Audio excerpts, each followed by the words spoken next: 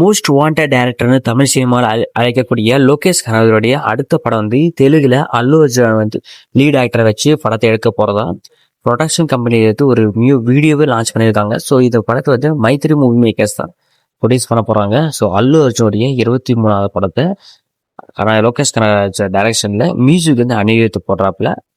இந்த படம் 2026 shooting start பண்றாங்க. எனக்கு தெரிஞ்சு 2027 இந்த படம் ரிலீஸ் ஆகும்.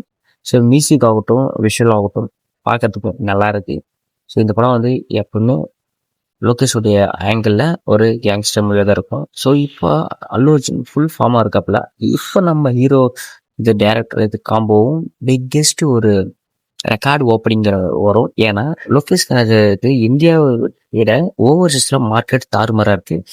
ஸோ அவரோட படம் ஒரு டைரக்ஷன் ஒரு காம்போவில் சேர்றதுனாலே மினிமம் 100 கோடி ஓப்பனிங் தரும். இப்போ வந்து அல்லு அர்ஜுனை சேர்றதுனால கிட்டத்தட்ட ஓப்பனிங் மட்டுமே 200 கோடிக்கு மேலே வர்றதுக்கான வாய்ப்புகள் இருக்குது. ஸோ இந்த படம் வந்து பார்க்கலாம், எந்த டேட் லாக் பண்ணி கரெக்டான டேட் லாக் பண்ணி இந்த படம் எந்த மாதிரி ரெக்கார்டு பிரேக்கிங் கலெக்ஷனாக வரப்போகுதுன்னு பார்க்கலாம். ஸோ இதே மாதிரி மூவி வீடியோஸ் மற்ற சேனல் சப்ஸ்கிரைப் பண்ணிக்கோங்க.